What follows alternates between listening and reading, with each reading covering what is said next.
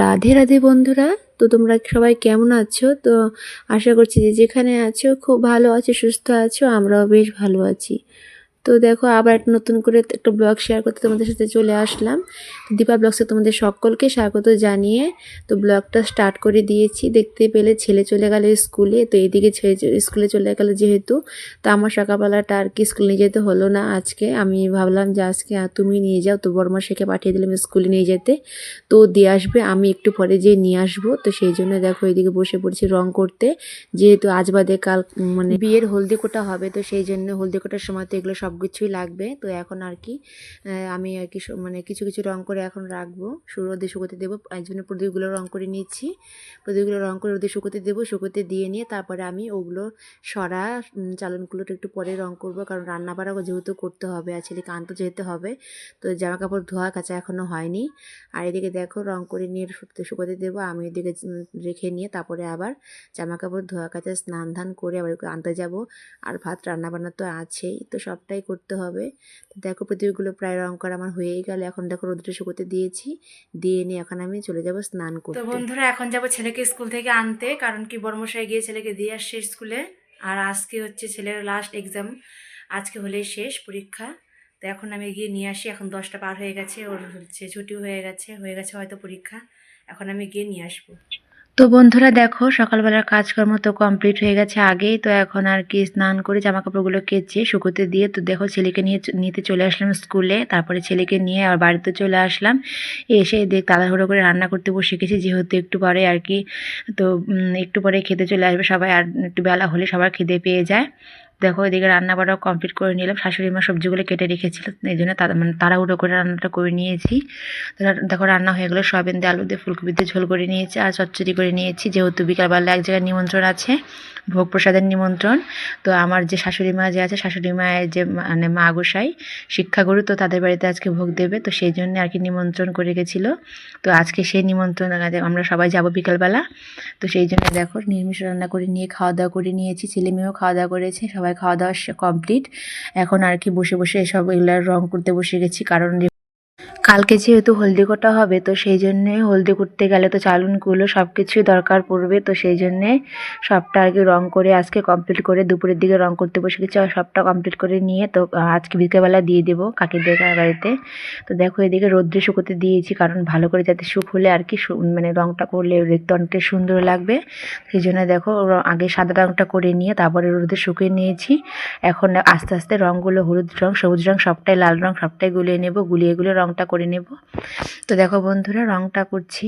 তো তোমাদের ভিডিওটা কেমন লাগছে অবশ্যই কিন্তু কমেন্টে জানাতে একদমই ভুলো না বন্ধুরা। আর ভালো লাগলে কিন্তু লাইক কমেন্ট সাবস্ক্রাইব করে দিও, আর বন্ধুদের পাশে থেকে যেও আমার ছোট্ট পরিবারে। তো দেখো আর রংটা করছি, রং করাটা কেমন হয়েছে অবশ্যই কিন্তু কমেন্টে জানিও বন্ধুরা। আর তোমাদের সঙ্গে সারাদিনের কিছু কিছু মানে সময়গুলো আর তোমাদের সাথে একটু ভাগ করে নিলাম, শেয়ার করে নিলাম। তো দেখো বন্ধুরা এখন সুন্দর করে আস্তে আস্তে জিনিসগুলো রং করে নেব। তো রংটা কেমন হয়েছে অবশ্যই জানিও বন্ধুরা। তো দেখো এদিকে প্রদীপগুলো তো রং করা হয়ে গেছে আগেই, সোনালি রং করে নিয়েছি, আর কিছু রং করব না, মানে ওটা ওরকমই থাকবে।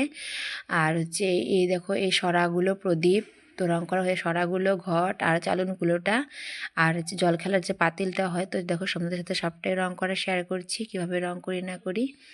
তো দেখতে থাকো বন্ধুরা, তোমাদের আশা করছি ভালো লাগবে। কি বলো তো বন্ধুরা, যখন তোমার খারাপ পরিস্থিতি যাবে, যখন তোমার সমস্যা হবে, দুঃখ কষ্ট যাবে, যখন তোমার অনেকটা আর কি খারাপ সময়ের উপরে যেতে হবে, তখন কিন্তু তোমার পাশে কেউ দাঁড়াবে না এসে। আর তখন কিন্তু তোমার মানে নিজের মানুষগুলোকে অবশ্যই চেনা যায় যে খারাপ সময়ে তোমার পাশে কে আছে কে নেই।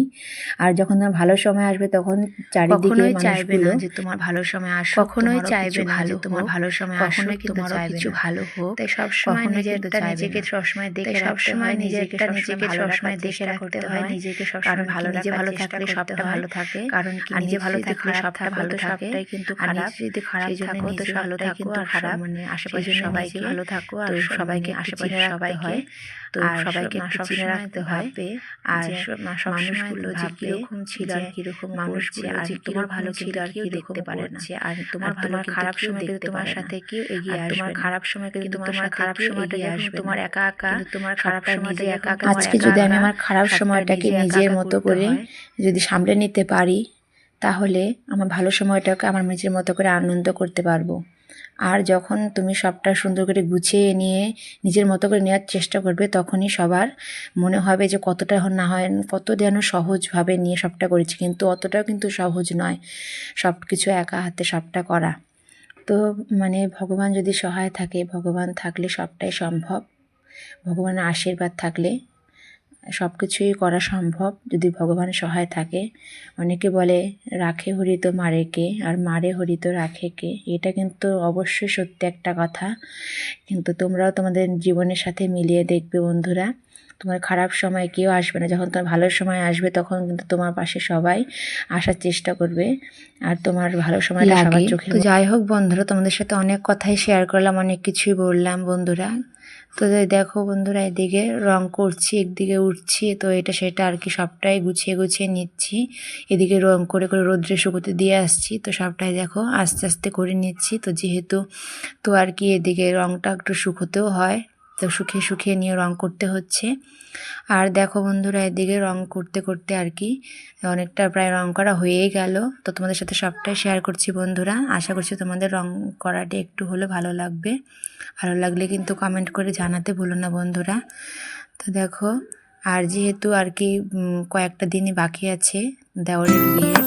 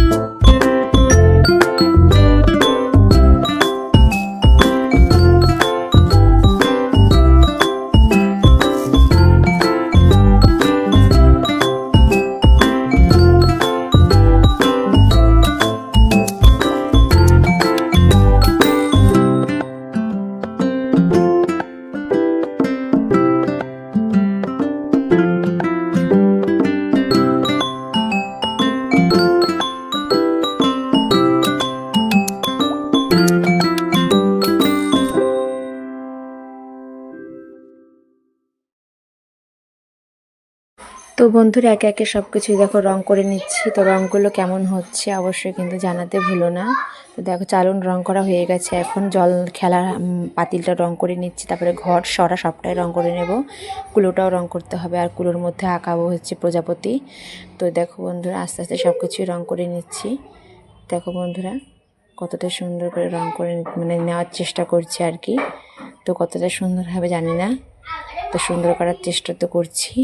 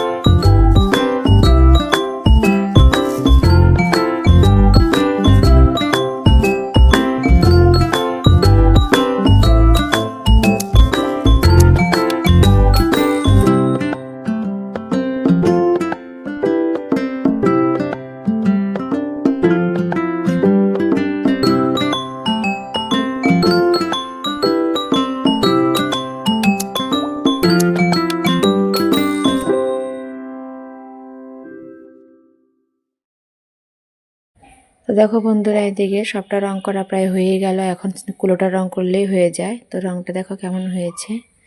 দেখো কুলোটার মধ্যে প্রজাপতিটা আঁকিয়ে নেবো আস্তে আস্তে। তো আগে দেখো প্রজাপতিটা কোনো রকম করে আঁকিয়ে নিয়ে এখন সুন্দর করে চারদিকে এখন আস্তে আস্তে সুন্দর করে নেব রং করে।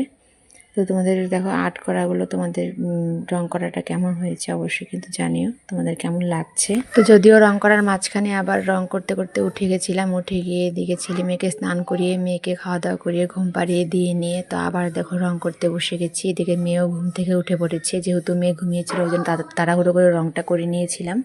কারণ ও তো ভীষণই দুষ্টুমনি করে দেখতেই পাও, সেজন্য আর কি ও জানা থাকলে তো রং করা সেভাবে হয়ে ওঠে না। তো ঘুমিয়েছিল, তাড়াহুড়ো করে রংটা করে নিলাম। দেখো এদিকে উঠেও পড়েছে। তো ফাইনালি দেখো রং করাটা আমার কমপ্লিট হয়ে গেল। তো দেখো বন্ধুরা রং করাটা কেমন হয়েছে দেখে নাও।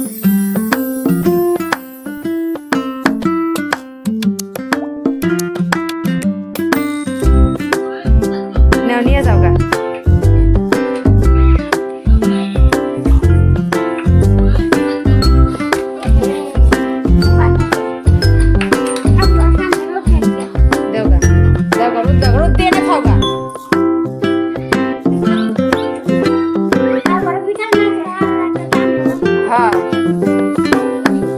নিয়ে গেল শুকা দিতেছে।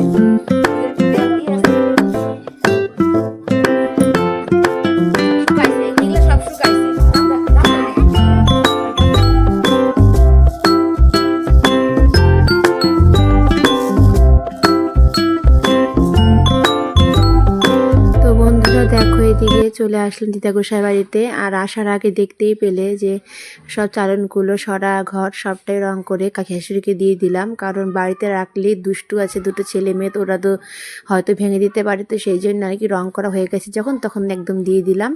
তো নিয়ে চলে গেল কাকি। তো এদিকে আমরা চলে যাওয়ার পর এদিকে আমরা তাড়াতাড়ি করে হাত মুখ ধুয়ে ড্রেস চেঞ্জ করে শাড়ি পরে নিয়ে তো এদিকে চলে আসলাম দিদাগোসাই বাড়িতে।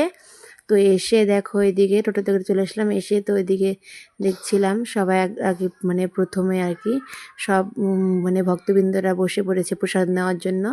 তো তারা প্রসাদ নিল, তারপরে আমরা একটু বসেছি। তো আমরা যেহেতু আসতে একটু লেট করে ফেলেছি, তো সেই জন্য এসে দেখছিলাম যে কীর্তন শেষ হয়ে গেছে। এখন আর কি প্রথম মানে বৈঠক বসেছে, এটা আর কি প্রথমবার সবাই ভক্তবৃন্দরা বসেছে প্রসাদ নিতে। তো ওরা বসেছে, সেই জন্য আমরা একটুখানি বসে আর কি একটু গল্প করলাম। দিদাগোসাইকে গিয়ে আগে প্রণাম করে নিলাম। প্রণাম করে তো এখন আর কি একটু বসে আছি, একটু গল্প করছিলাম।